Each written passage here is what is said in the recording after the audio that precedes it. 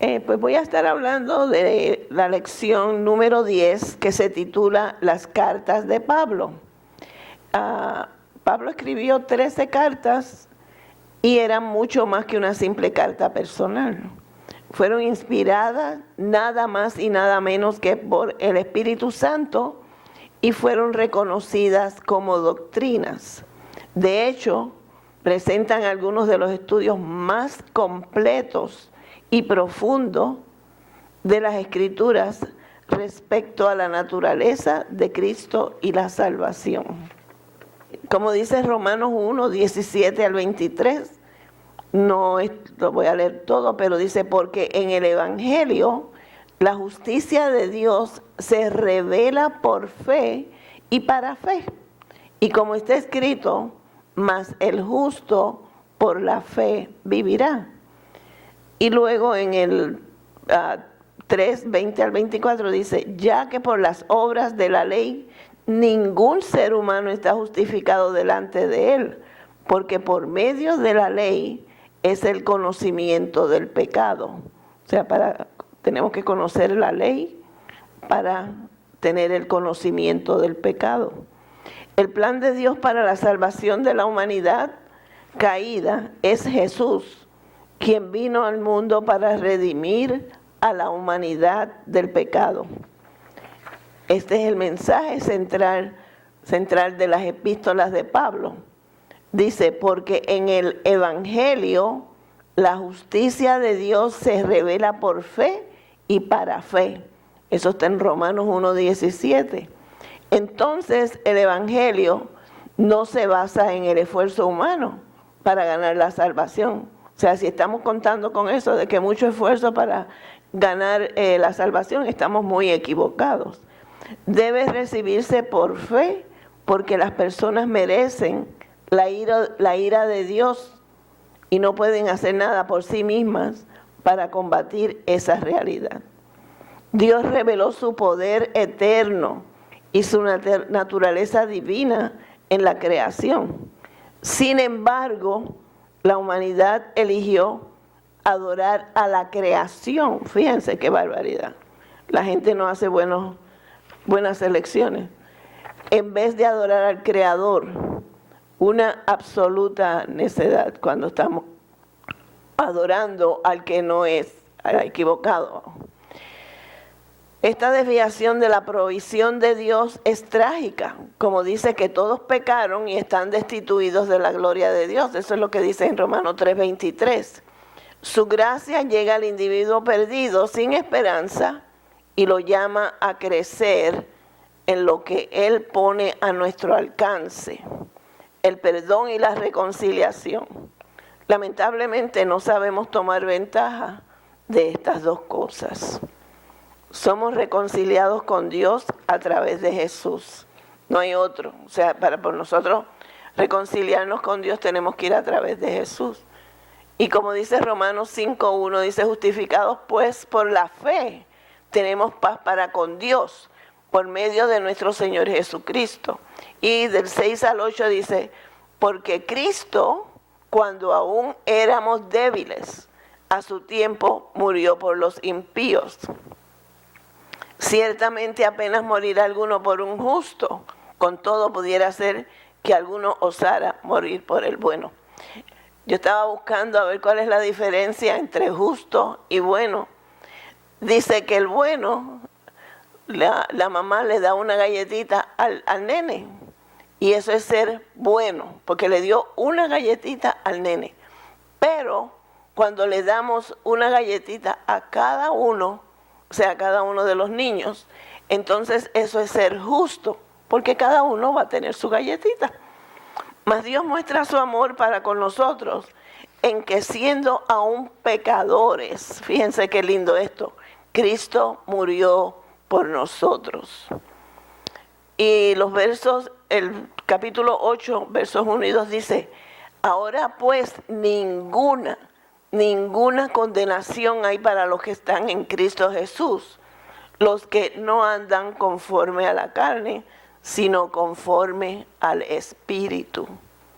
Porque la ley del Espíritu es del Espíritu de vida en Cristo Jesús, me ha librado de la ley del pecado y de la muerte. Dice Pablo que aunque merecemos la ira por el pecado, podemos acercarnos a Dios sabiendo que Él ya se acercó a nosotros. Qué lindo es el Señor, ¿verdad? Siendo como somos, Él siempre está pendiente de nosotros, se acerca a nosotros. Así, por fe, el creyente puede presentarse justo ante Dios. A través de Jesús obtenemos la paz con Dios. Esa paz es la seguridad de que si antes la ira de Dios estaba sobre la humanidad, ahora esa ira ha sido eliminada, gracias a Dios. Dios se manifestó a su tiempo. Pablo estaba convencido que el tiempo de Dios es perfecto, como todo lo que hace el Señor, ¿verdad? El Señor no comete errores, todo lo hace bien y todo lo hace perfecto. Un ser humano puede morir por otra persona y ser llamado bueno por hacerlo.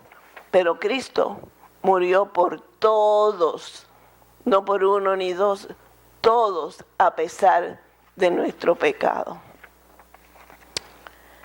También Pablo escribió por lo menos 2 cartas a la iglesia en Corinto. Ministró entre ellos durante 18 meses, pero necesitaban más enseñanza y madurez. Estamos en las mismas condiciones, ¿verdad? Nosotros casi venimos a la iglesia, ahora no venimos cada rato, pero por lo menos los domingos, y tenemos que aprender más, necesitamos más enseñanza y más madurez. Los reprendió por caminar en sus caminos mundanos en vez de vivir por el Espíritu. Su conducta no era guiada por el Espíritu, sino por factores carnales. Pues yo creo que todavía estamos en las mismas, ¿verdad? La gente no nos estamos preocupando por seguir al Señor, sino que estamos preocupándonos por otras cosas que no son de mucha importancia. Una muestra clara del comportamiento mundano era elevar a los ministros humanos. Eso, lamentablemente, lo podemos ver también a veces aquí, no mucho, pero que si tenemos un predicador bien bueno, ya estamos exaltándolo y haciendo muchísimas cosas por ese hombre que en realidad está ahí porque el Señor se ha placido de ponerlo en ese lugar. Y algunos se presentaban como seguidores de Pablo en aquellos tiempos, ¿verdad? Y otros como seguidores de Apolo. Pablo los reprendió recordándoles que ellos eran simples seres humanos. O sea, Pablo y Apolo eran simples seres humanos, no tenían nada extraordinario, sino que eran como todas las demás personas. Y ellos tenían, los estaban reverenciando, como quien dice. Tenían funciones específicas en la obra de Dios, pero todo resultado debía atribuirse ¿a quién? A Dios, a más nadie, solamente a Dios. Dios permite la participación humana en la obra de la iglesia. O sea, nosotros participamos en las obras, en lo que sucede en la iglesia, predicaciones, cantos y todas esas cosas, pero solo Dios trae ¿qué? Resultados verdaderos, más nadie. Nosotros podemos estar 24 horas de rodillas y haciendo aquí y haciendo allá, pero solo Dios trae resultados verdaderos en el ministerio, más nadie. Y Pablo atendió un problema específico en la iglesia de Galacia. Los creyentes se habían desviado del fundamento, la fe en la obra de Jesús. Los falsos maestros habían convencido a los cristianos. O sea, quiere decir que todavía estamos en las mismas. Falsos maestros, ¿verdad? Habían convencido a los cristianos de seguir la ley y ser circuncidados. Por haberse desviado del fundamento de la fe, Pablo no se dirigió a ellos como hermanos, como en Gálatas 3:1, sino como insensatos. Así que, por eso es que nosotros tenemos que tener mucho cuidado cuando estamos sirviendo al Señor. Tener la mirada puesta en Él y no en nadie más, ¿verdad? Y entonces aquí tenemos en 1 Corintios 15, 12 al 22, dice la resurrección de Cristo. Algunos en la iglesia de Corinto habían llegado a creer que el ser humano no resucitaría. Es lamentable, ¿verdad?, que a veces, estando en la iglesia por tantos años, no creemos lo que tenemos que creer, pero creemos en lo que no debemos de creer. Y dice que habían llegado a creer que el ser humano no resucitaría.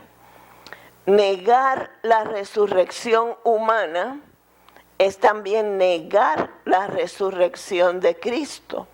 Eso sí que está malo, ¿verdad? Y la predicación de Pablo no tendría valor y la humanidad seguiría en pecado. Fíjense. Así que si Pablo predicaba, no tendría valor porque la humanidad seguiría en pecado. Además, negar la resurrección de Cristo es decir que aquellos que han muerto como creyentes no tienen esperanza. Por eso es que hay que estudiar mucho la palabra para poder recibir lo que el Señor tiene para nosotros, ¿verdad? A veces venimos a la iglesia, pero entramos a la iglesia, pero la iglesia no entra en nosotros. La esperanza de la resurrección da sentido a esta vida y a la eternidad.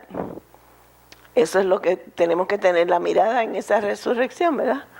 Pablo concluye: Cristo ha resucitado de los muertos. Aleluya.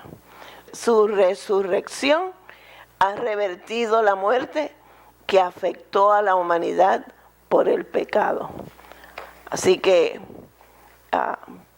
eso sí que hay que tener estar bien pendiente, que Cristo resucitó de los muertos y su resurrección ha revertido la muerte que afectó a la humanidad por el pecado, ¿verdad? Y entonces, dice este título, la resurrección de los creyentes. La carne mortal no puede heredar el reino de Dios, por lo que los creyentes anticipan una resurrección. Eso estamos esperando nosotros, ¿verdad?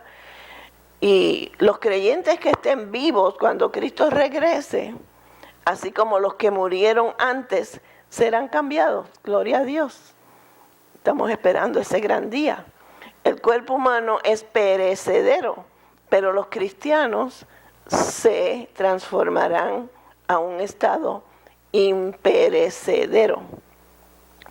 Esta transformación ocurrirá en un momento.